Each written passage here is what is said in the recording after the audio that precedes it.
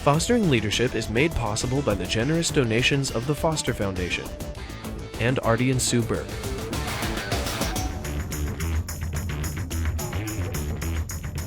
Hi, I'm Nick Perleros, your host for Fostering Leadership. This week, we look at the future imperfect of leadership. This last show of the season is an opportunity to investigate some exciting leadership strategies that are taking hold right now in our changing world. This week, we'll dive into a blue ocean strategy, explore a team model for healthcare, discover a global collaboration, and step into the future with serious games. Sound good? Let's take one small step. You've heard of the Blue Man Group, blue suede shoes, a blue moon. Well, today we're jumping feet first into the deep blue ocean. I hope you all know how to swim. Colin Beazley, a Foster MBA student, is our guide. His team won the Blue Ocean Strategy competition last year for their innovative business ideas. We were a group of 5 students, and we were given the assignment to come up with the Blue Ocean Strategy, whether it be coming up with our own idea or finding a company that we thought emulated a Blue Ocean strategy that already existed. The term Blue Ocean is because you're in a part of the ocean that's fresh, it's clean, it's untouched. It's that part of the ocean that no one has really ventured into yet. And the opposite of that, of course, is the red ocean. And the red ocean is bloody, and it's where all your competitors are fighting against each other in this crazy, crazy part of the ocean. So Blue Ocean is coming up with an idea that taps a new market. And currently at Trader Joe's, they don't have hot foods. This would be accessible to you by foot, whereas Trader Joe's, you generally have to drive and park.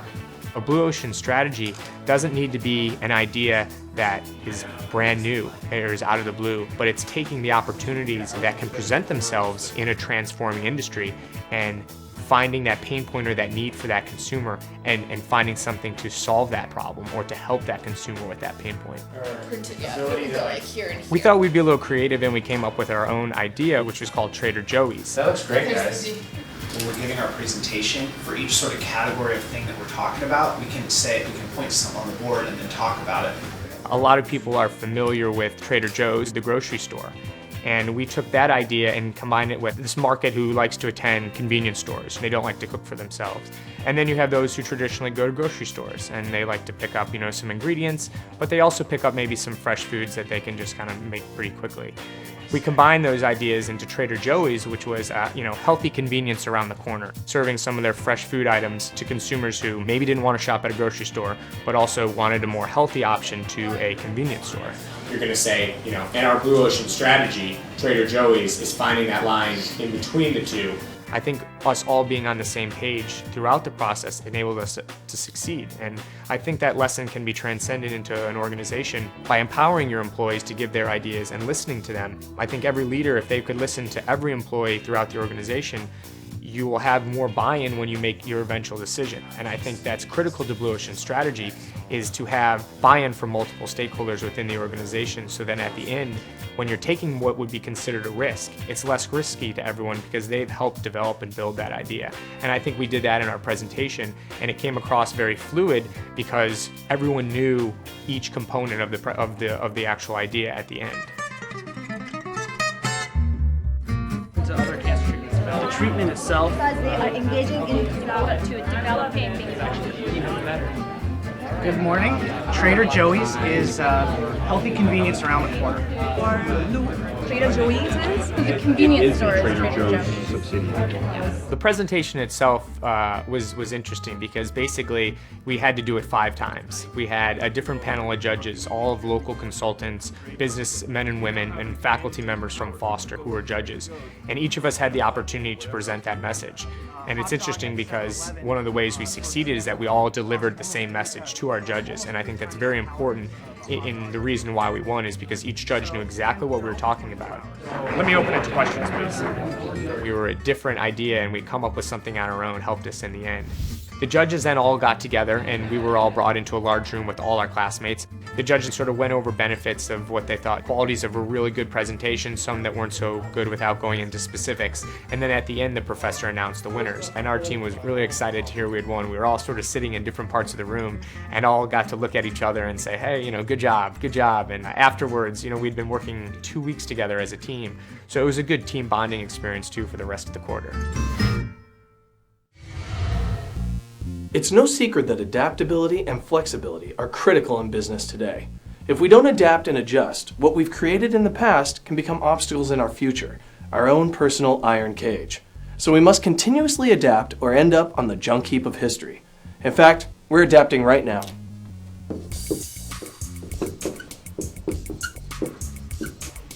This show's history lesson is now a future lesson. In today's world, one way to be adaptive is to provide for the maximum flexibility in terms of how and where workers get their jobs done. Indeed, working at different times and in different locations can provide for 24/7 production cycles that literally span the globe.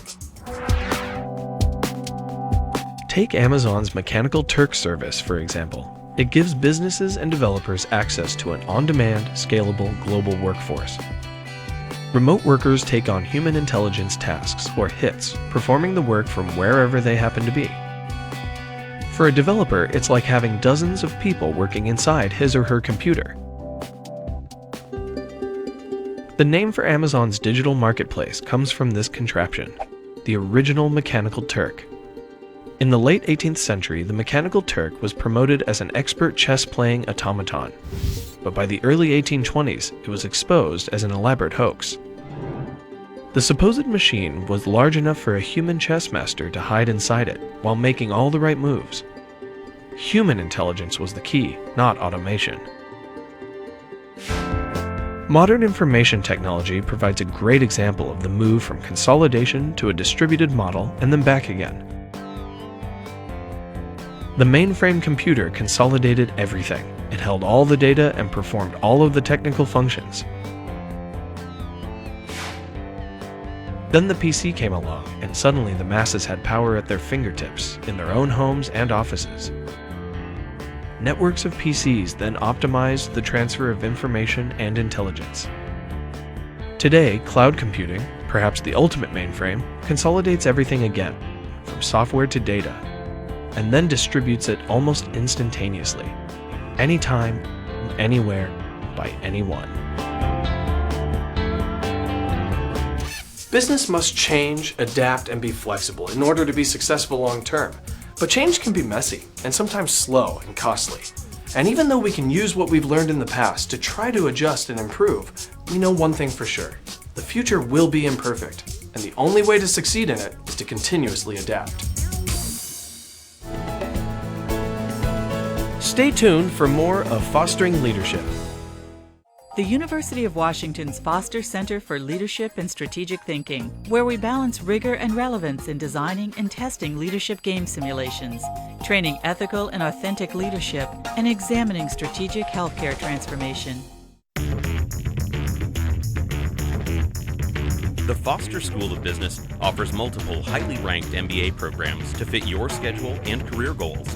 Compare options and learn more at foster.washington.edu.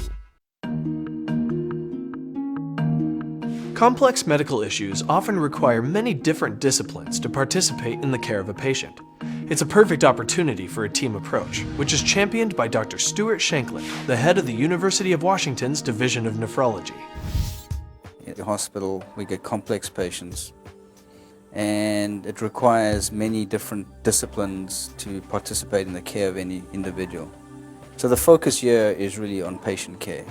And you can have up to 4 or 5 different medical teams looking after one patient at one time. What we're looking for here is excellence in quality of care, and that really drives the leadership in many ways, because we need to collaborate to ensure that we have the excellence in quality. At the bedside, whether it's in the clinic or in the hospital, there's usually one team that's assigned who's the quarterback, so to speak, for all the clinical care. And that makes a lot of sense, because then there's someone who's fine-tuning the information that has been given to them by other teams and say, well, we've already had some overlap in this, and we don't need to get that input because we've already received similar input from another team. It really gets rid of a lot of redundancy. When it comes to patient care, everyone needs to be accountable, but you really need someone who's there 24/7. And the patient can really bond with. It's tough to bond with 5 or 6 different teams. And I think if you're on the receiving end as the patient, you really want 1 or 2 people within a team who you can trust implicitly. Communication is vital. And what often happens in a very busy environment is that we tend to forget to communicate, what's happening today more and more is the use of written communication. While that has numerous advantages, it also has disadvantages. We've lost the personal touch. And so when it comes back to the team that's in charge, in my opinion, really need to communicate verbally with the other teams to ensure that there's nothing lost in translation. The environment that I've tried and has worked quite well for me is really transparency. Giving everyone an opportunity to speak in our set times where we have our faculty meetings. You see a lot of introverts who feel that they shouldn't speak under conditions when there's 40 people in the room, but I would seek them out in a non-hostile way and warm them and ask for their opinions. So what I've done to try and create this culture is to have open dialogue and recognizing that we may have differences of opinion, but always coming back to the original goal of the meeting, and that is why are we here, what are we doing this for, and who's benefiting from this. Now, this is all about shared leadership. This is all about collaboration. Not one division or department can be in charge, so to speak, or to be the dominant one. We all need one another, and there's no winner in this. The winner really is the patients, the research, and the education, not the individuals. So therefore, automatically, it's a shared leadership that works, rather than saying, I'm more important than the next one. On this week's segment of The Desk, Richard Tate of Boom Boom Brands and Phyllis Campbell of JP Morgan Chase share their views about collaborative leadership and the future. Well, welcome to The Desk, where today's topic is Future Imperfect. The world is changing, there's no question. In the last 5 years, we've seen the emergence of Facebook, Twitter, YouTube. Millions and millions of customers are engaging with brands in completely new ways.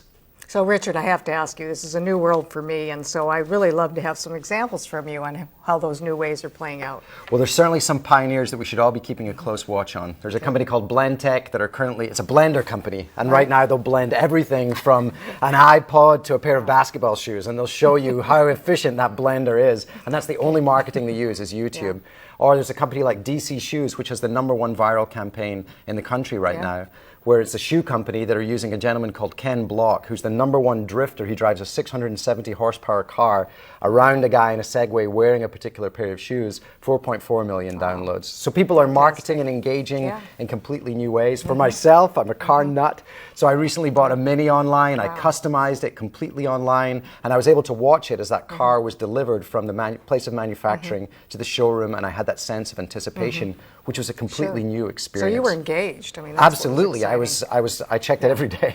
So there's new ways that companies are engaging with customers in this new world, and frankly, it's providing great opportunities for companies like yourselves. Do you have a good example? Yeah. Well, I mean, speaking on the subject of engagement, that's one of the things that we at Chase, JP Morgan Chase, wanted to do was to both engage and understand the public and our clients out there. So we started what we call Chase Community Giving, which was a campaign really to say, help us give away $10 million, 2 rounds. And we thought if we got 500,000 hits or fans, we'd be really excited about it. We, in fact, got 2.5 million people participating to give away money, and so we gave away the money according to their recommendations.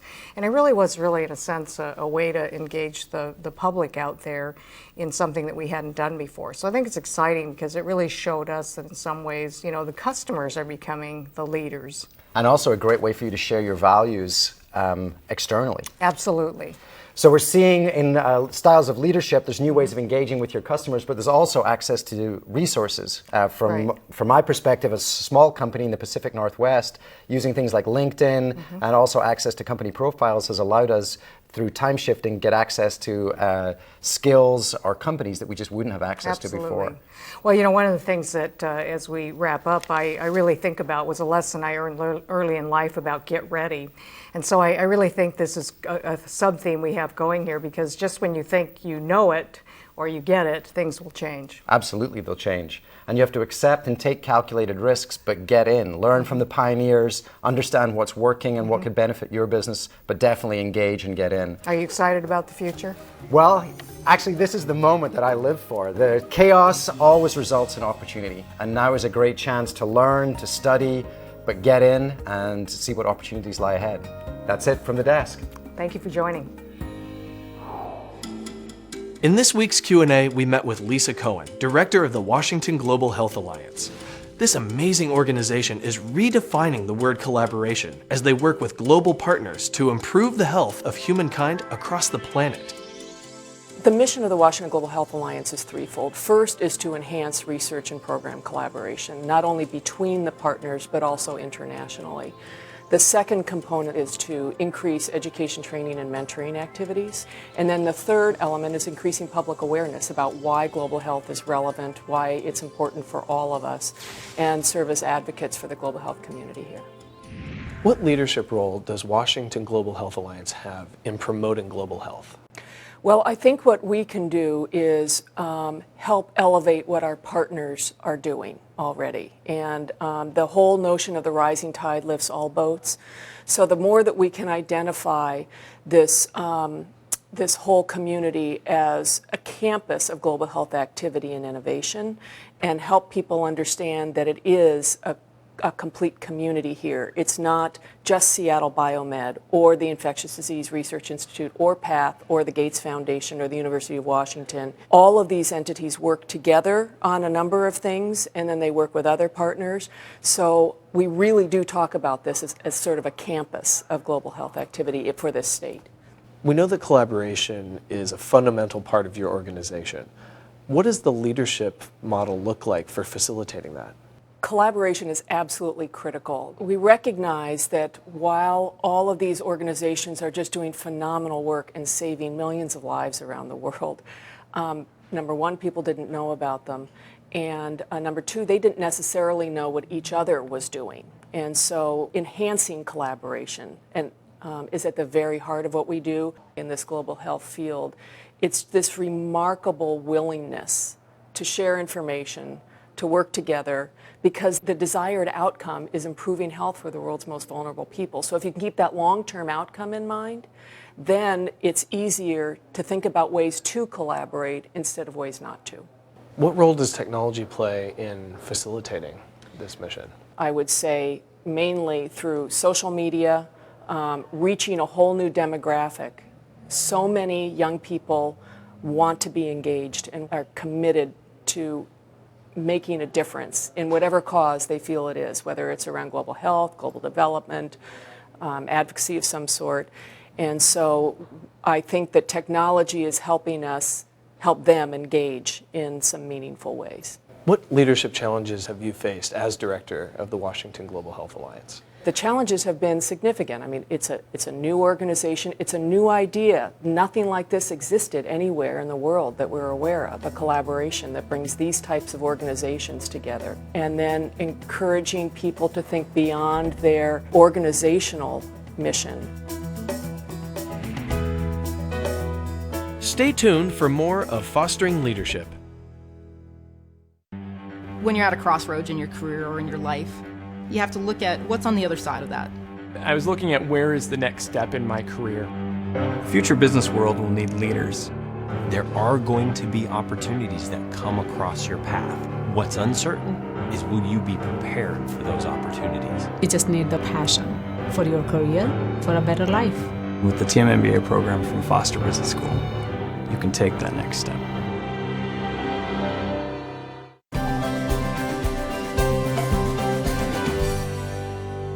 Up next, a Pay It Forward mentorship story from the Foster School of Business. Frances Yoon came to the MBA program from a career in the political arena, looking to expand her horizons. When she and her team of first years met their leadership fellow, Trang Shah, a second-year MBA, they found a confident comrade who would guide and nurture them as they made their way through the challenges of the first year. I still remember the first week of school for you. Yeah. When we met the entire team. Oh yeah, and we're sitting on the steps. And yeah, we were sitting by the staircase and how everyone was like, we don't know what we're in for, but it seems fun. And then time flies, yeah. The Leadership Fellow is there to provide us guidance, mentorship, just an ear to listen to all of our challenges throughout the year, and Trang, that's what Trang was for us. And I think being a leadership fellow is interesting because you're in a position where you're not a leader of the team. You are called a leadership fellow, but you're still guiding the team. So it's indirect influence that you can have over the team, but it's still the team that accomplishes the goals. I took it upon me to guide you in the right direction and yet not tell you how to do it because there are bright minds at work. I don't have to do it. It was really challenging when I first came in fall quarter because I was not confident in my skills or abilities. It was difficult to speak up in group meetings. Initially she was a little hesitant because she thought that she did not have a strong enough quant background, and that really changed over time as she gained more confidence. She was really participative. She took leadership roles within the team and outside the team, and really grew in that role, and was really fearless at some point about having to accept such challenges. I saw Tarang recently. It's just, I said, can you believe how much has changed in 1 year? She saw things in me that I didn't even see in myself, that you saw this potential and you helped nurture that and grow that. And it was really the question of letting you figure out your own battle with just a little bit of guidance from me because I had gone through that before. I just hope I can follow your footsteps. Oh my God, you'll go beyond my footsteps. So I think you'll go beyond. You can expand your wings as much as you want. Sky's the limit. This week, our business leader feature story spotlights the CEO of Novel Incorporated, Brayden Olson. At the age of 23, Brayden is someone to watch as he leads his new company into the future. I can't think of a time in my life before gaming existed, which is actually, I think, one of the things that's different about my generation coming up right now. You know, people who are older than us immigrated into the game industry, but for us, we can't remember a time when it didn't exist.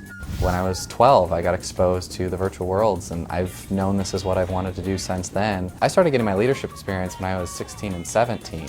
I was playing the online games. I was elected the leader in England of a game called Renaissance Kingdoms, where there were 10,000 people in the English economy, and so 5,000 of them elected me into leadership.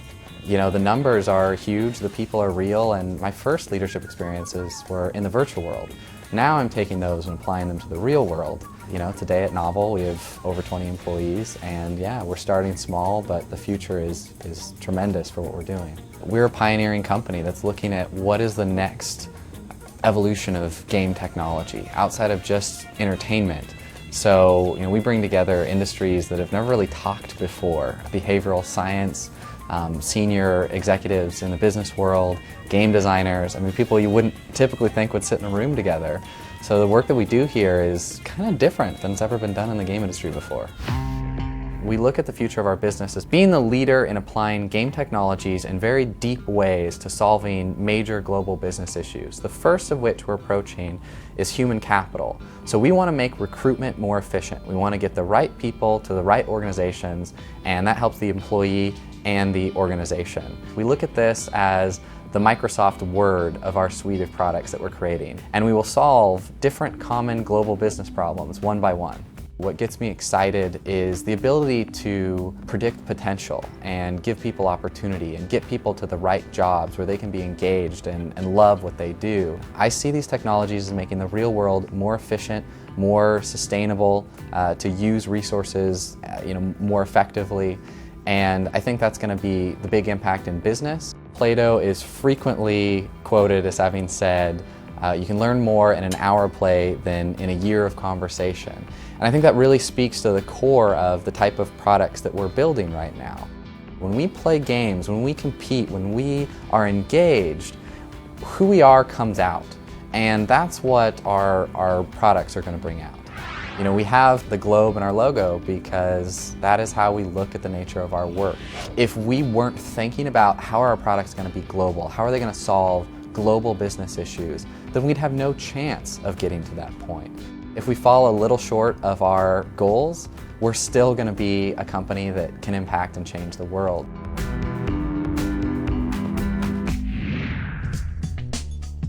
Time now for our quiz. Let's find out what you've learned and what you think you know.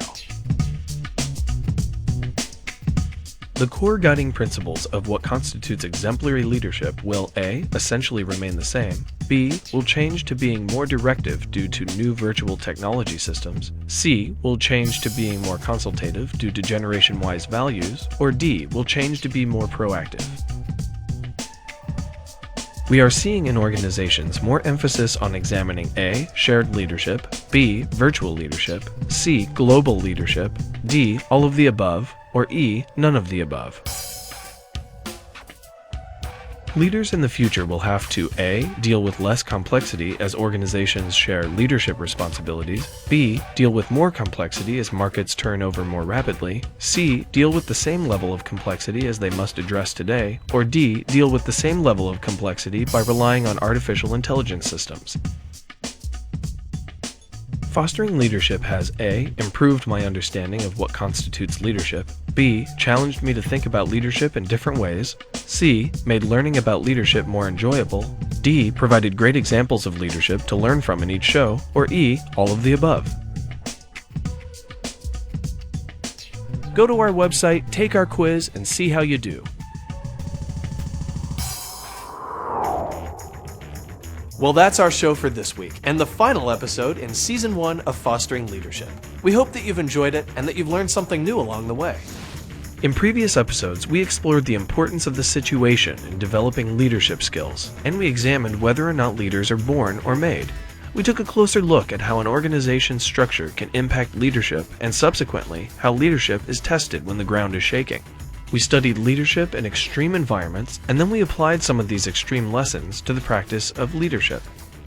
We saw how followership is an integral component of leadership, and finally, we took a small peek at future leadership styles.